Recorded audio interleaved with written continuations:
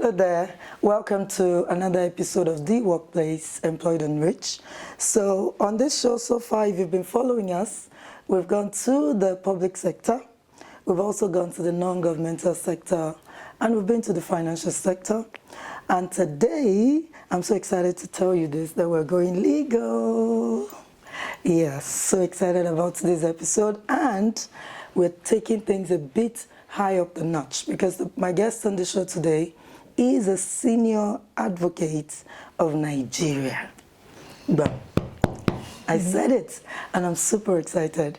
Thank you so much for tuning in. Sir, I'd like to welcome you on this episode of The Workplace. Thank you. Thank you for making our time to do this. It's a privilege. Yes, Thank sir. you. Like I said before, it's a chat, and please feel free to tell us everything that you would like to share.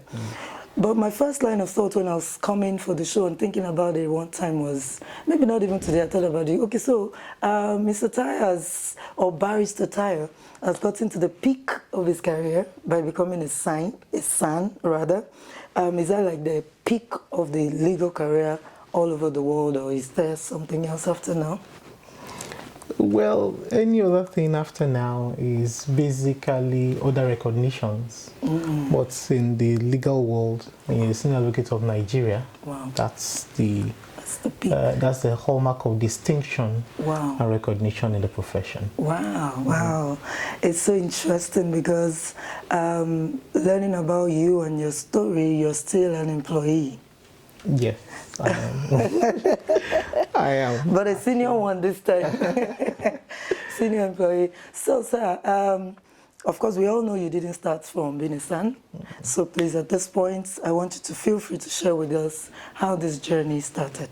I'm so grateful one more time to be here. Thank you so much. I would like to see that this journey started sometime in 2004.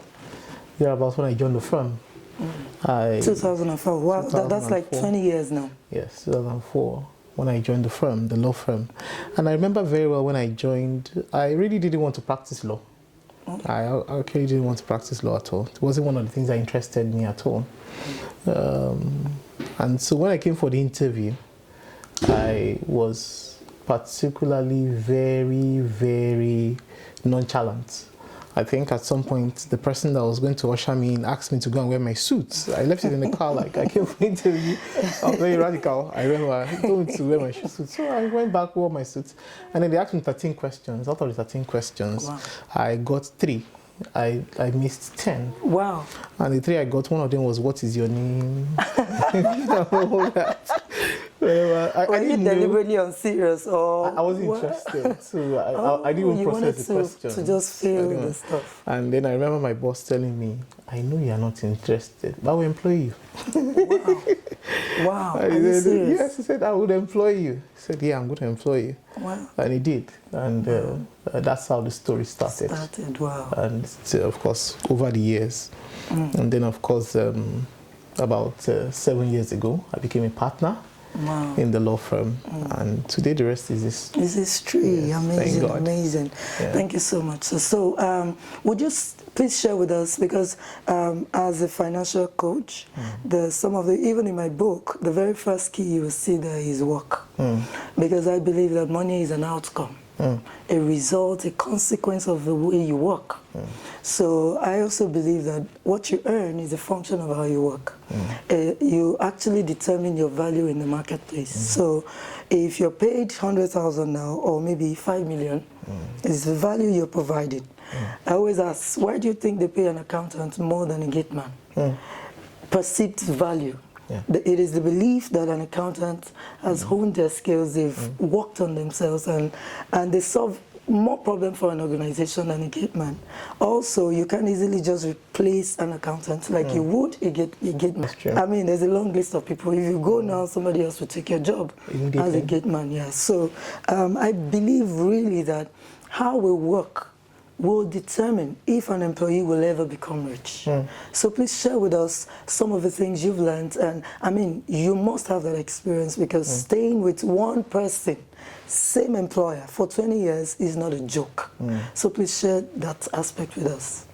Okay, now I maybe I backtrack a little bit to why I ultimately decided to stay. Because after I was employed, maybe about a week after, I got a job. This job, when I got the letter, it was 20,000 naira. Wow. Salary. And then I got another job which was 96,000 naira. At the same time? Yeah, so Wow. it was, of course, why wouldn't I want to take the one that was 96,000 naira? It only makes sense to do it. Yeah. But then, of course, I just sat down and I said, okay, you can tell every other person a lie, but tell yourself the truth. I was going to get 96,000 naira to be PA to a politician. Wow. I thought to myself that, okay, 96,000 naira, that's a lot of money. 20,000 naira, but how would I be able to grow in 96,000 naira job? No, I won't grow. Wow. So I said, no, I won't take it. I won't take it, and I didn't take it. And I took this one, though it was a bitter pill to swallow, but I did. Now, in my experience, I've discovered that as an employee, one of the things that you want to do is you want to place emphasis on yourself.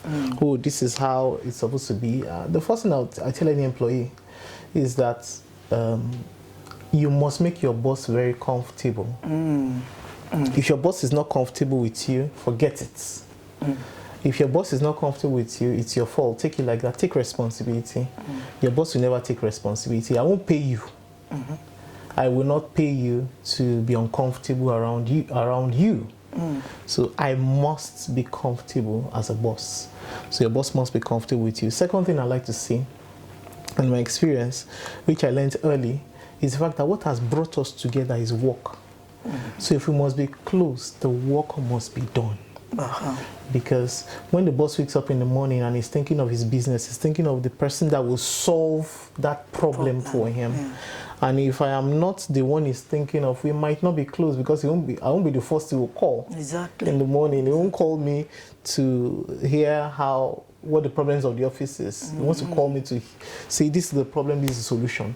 Like that. So the person that the boss will always be on the speed dial of the boss is the one that has a solution. And so I made up my mind after I joined that, no, I was going to be useful. Even if it's just for a few years. I didn't plan to stay long. I said, okay, I'll just stay. like we all said. I said, no, I'll just do that. And I didn't even plan 5 years. I told my boss, I remember telling my boss, very most naive, I told him one day that I'll be doing masters very soon, so I don't intend to stay long with you. Are you serious? I was that very blunt. Like I told you, you looked at me like, really? I said, yes, I don't intend to stay long with you. I don't want to stay here long. And 20 years on, you're still here. Yes, I think it was a mistake. What I said was indeed a mistake. And I remember very well. So basically, what will bring us together is work. So I made up my mind that no, we were going to have. I was going to be a solution guy, like that. Not the first year, not the second year, but by the third year, I made up my mind that no, you have been here for 2 years. You've been here for 2 years, passing time. Doesn't look like you're going anywhere. So make use of it.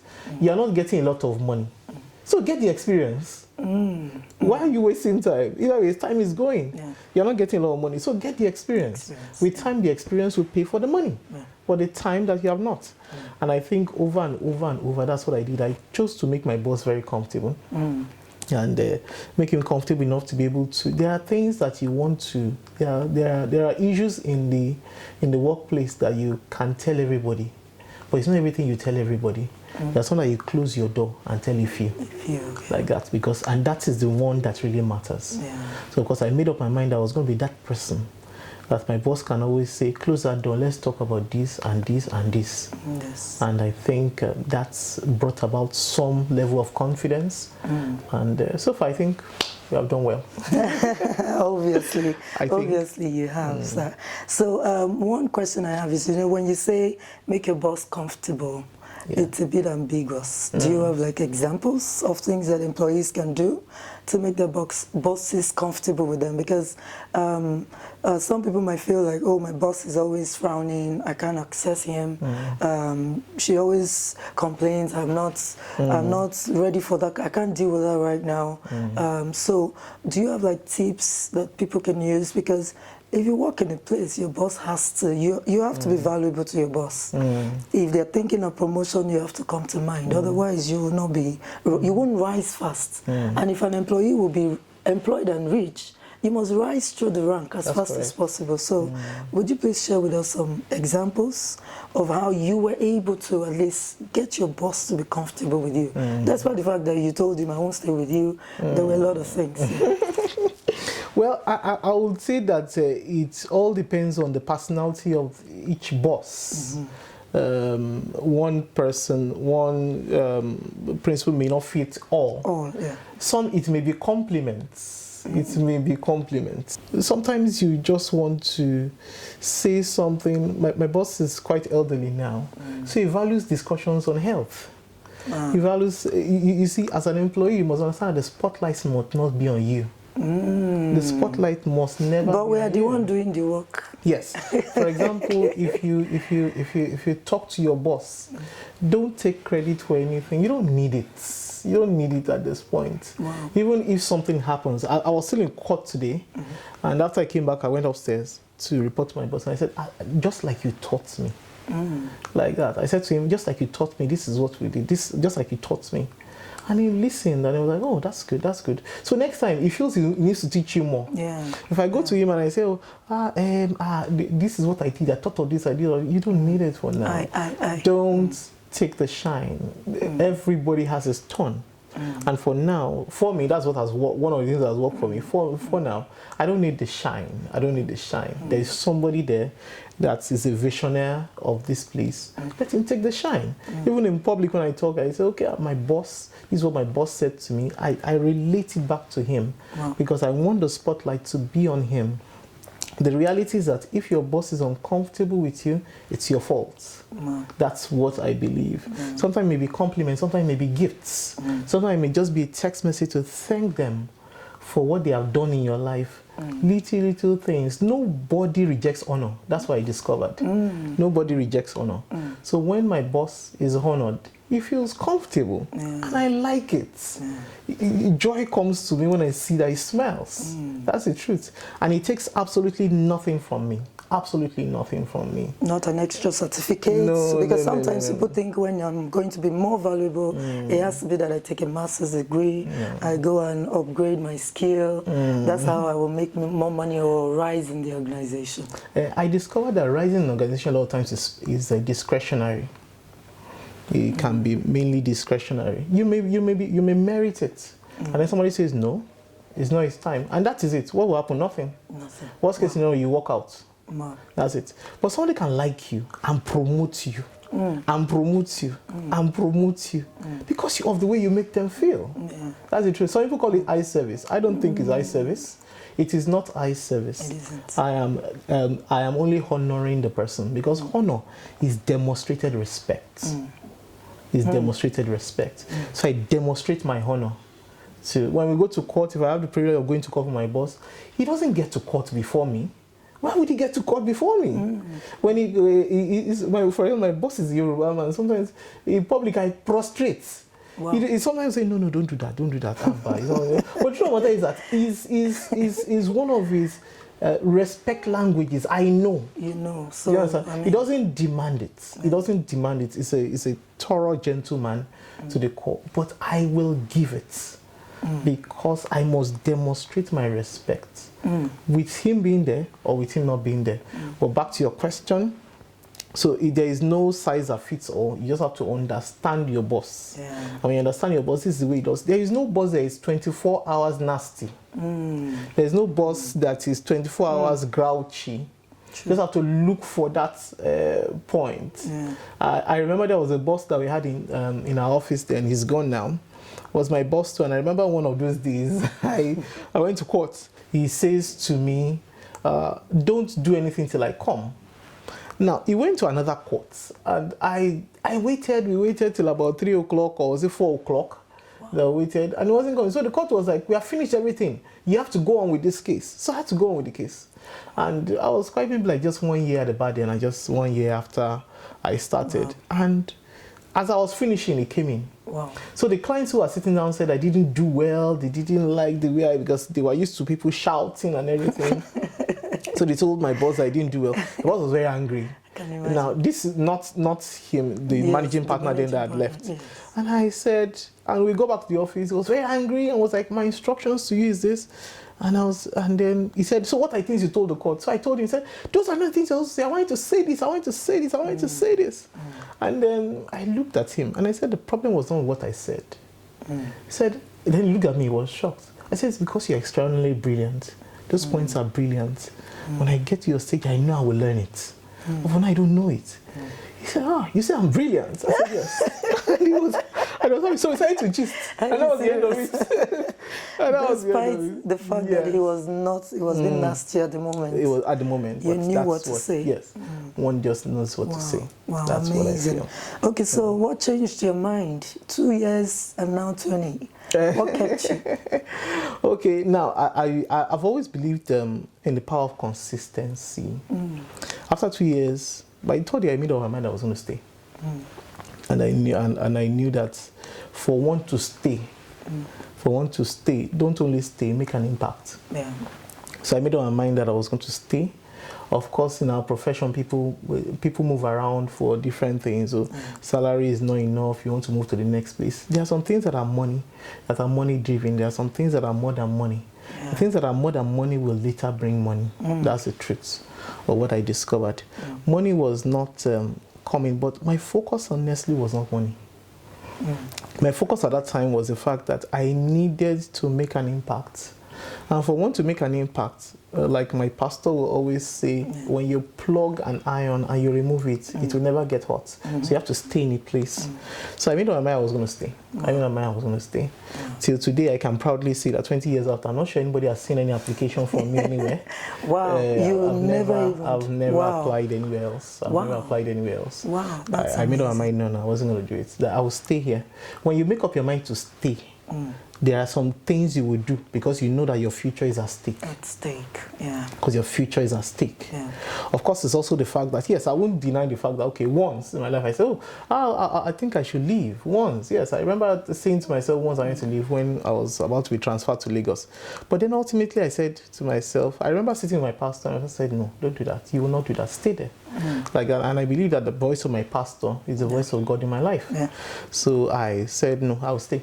Wow. And I stayed. Apart from that, I made up my mind that the consistency pays. Yes, consistency pays. And because I made up my mind to be consistent, maybe naturally because I'm a consistent person, I will say I've bought bread in the same place for more than 10 years now. You bought bread? Yeah, I've used the same mechanic for more than 10 years. No, 20 years now. Almost 20 years now, I use the same mechanic. Wow. I think I only changed my tailor last year. Wow. My colors are never too bright. You can be sure of one color I'll wear and everything. I'm naturally consistent. Yeah. And I've had the same wife for. That is so expected. I would not expect anything else. Amazing. Yes. Thank you so much for sharing that. Yeah. So let's quickly go to a few financial tips that have helped you grow, because I'm sure that the more you rose, the more the money. But you know, the more the money, the more the spending as well, if we don't deliberately do something. So what are those top 3 financial principles that you think that you've applied that have worked for you? And please also add that to telling us if you think an employee can be rich. I believe an employee can be rich. Why won't an employee be rich? An employee can be rich. If you work in CB, Central Bank of Nigeria, if you work in a place like the NNPC, there are some places you work, you naturally will be rich now because the organization generates revenue. When your organization generates revenue, you will be rich. You must be rich. You must be rich because God is a rewarder like that. And it may not be from salary, but why won't you have favor? I believe people have favor. So there is no way you won't be rich. I'm here and I'm not poor. I'm not poor at all. Yes, I'm a partner here, but the truth of the matter is that even before I became a partner here, I was not poor. I was not poor. So an employee can be rich and should be rich. As you keep going, the more your value, the more the reward. Yes. That's the truth. The more your value, the more the reward that will come. There is no way. So as long as you keep generating value to yourself, you will make money.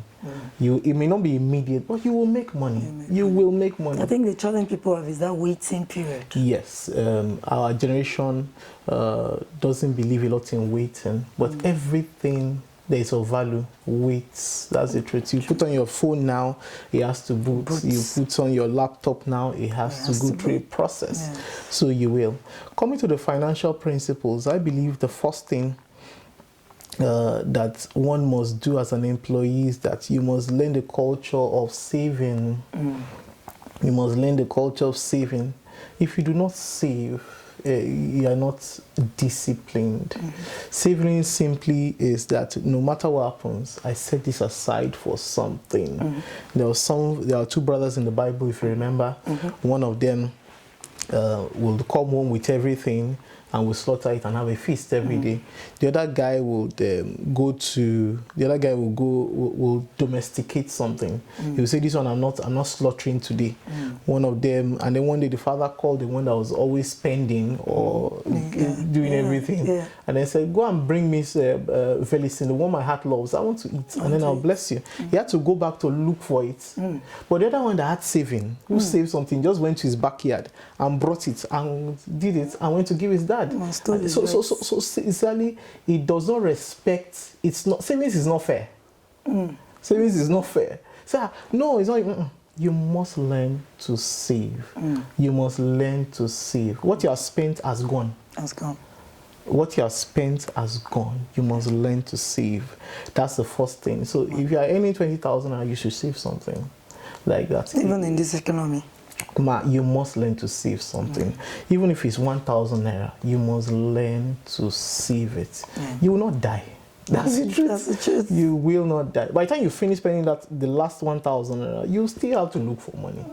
So as far as it's concerned, let it be gone. For example, I still save till today. My central bank is not me.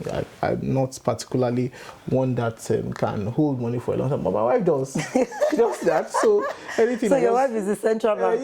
So what do? I push everything to her. And the truth of the matter is that if you say this is for A, say this is for A, if it is not for A, she will never release it. Even if you threaten to kill her, she won't release it. That's the way she is. So the first thing I would say is that you must learn to save. Number two is very, very spiritual. But it has worked for me. I don't know how people do it. But that's one thing that I will do. And that is the fact that you must learn to be responsible in the house of God doing something. If I know that at the end of the month, this is going to do this in the house of God, somehow it's God's responsibility to meet it up. Like that. So you will never lack money. You cannot lack money because you're a channel. Amazing. You're a channel. I was very happy when I saw that the world's richest man was doing something in a church. was providing some form of something in a church. I discovered that every rich man that I know, I do not know of so many, but many of the rich men that I know, they do something for their religious organization. Like that. The other day, a colleague of mine, I was asking questions about his religious tour, and he said, oh, that country that I went, he said, there are families that it's their responsibility to provide food for pilgrims. Wow. He said, and they've been doing it for generations. They cannot lack money. They can't. They cannot. Even the devil, if you do something for him, he will always ensure that you are able to. You always have to do it. Yes. Yeah, because you are a channel. So it's important that you are doing something in the house of your God. And lastly, I will say is this, that value creates more value. Value creates more value. You must learn to work and position yourself in a way that you can solve problems. When you solve problems, more money will come. More money will come. Sometimes, now, this didn't happen to me 20 years ago. When sometimes I sit with people, and after the meeting, maybe a 20, 30, 40, 50 minutes meeting of consulting, they pay something. That's value. That's value that one has been able to add. Remember when I became a senior advocate, after I became a senior advocate, I went somewhere. And there was it's a particular state in which we do a lot of work. And I remember that in 2005, when we used to go, there was a certain amount that they used to give my boss anytime I appeared in court. And then I go there, when I became a senior advocate, and they give me the amount, and I'm like, oh, wow. So this is it. I have added this value. You must learn to add value to yourself. Ultimately, one of the things a mentor told me once is this: your value also is determined by where you are. where you are found. That's what he said to me. He said, where you are found. And he said, where you are is a good place. Stay there. Where you are found. Now you find out that this piece of whatever now, if you were to put it by the roadside to sell, is probably somebody may just buy it maybe 20,000 naira, like that. But if you put this in Harrods, the same thing. You wait in Harrods. Price It's goes for up. some amazing amounts. Where you are found. Amazing. Where you are found. So that's what I discovered. Wow, amazing. So number one, save. Number two, give to God, be a giver. Number three is be valuable and keep building that value, because that's what brings money to you. Amazing. So before we go, Naira and the sense of humor. So if money were a superhero, what do you think its superpower would be? Okay. I think I will also say maybe it to fly because the way money goes these days, you just find that you have 50,000 naira and beep, and before you know it is. Wow. I think that's. I was expecting maybe Captain America saving the world or something. Sincerely, I'm not. It's only flying. I'm not a cartoon person, so I don't know much, but I know that one happens very fast. You just don't talk about the money has okay, or maybe I'll say it will disappear. Yes, and appear. So there you go. Amazing. All right, so finally, what do you do for leisure? Well, for leisure, what do I do? Well, would I say that I sleep a lot? When I'm not when I'm working, I sleep. I watch TV. My lord, sir, permit me to say that's boring, sir. Yes, it's quite boring. It's quite boring, but you know, like somebody said that when we're younger, we used to leave the house to run to parties, but now you run out of parties to go home. That's what I discovered. These days, when I'm not working, I like to sleep a lot, and then I like to watch TV. No, I don't watch football. You're not a fan of football, really? No, my son is. I'm not. Your son? My son is. But I can't remember. The last time I don't watch football. I don't watch football. I don't watch football. I sleep and I watch TV at times. News, I'm sure. Lawyers, you must keep up to date with what's going on. Documentary, docu series, also I watch those things. And that's what I do. Amazing. So it's been so awesome. It's a privilege. Having this chat with you. It's a privilege. Thank you so much for making the time. Thank you. And to you, our viewers, please don't forget to like, subscribe to our channel, and turn on notifications so you know when new episodes come out. And don't forget to invite a friend to watch along with you. Until next time, bye from us.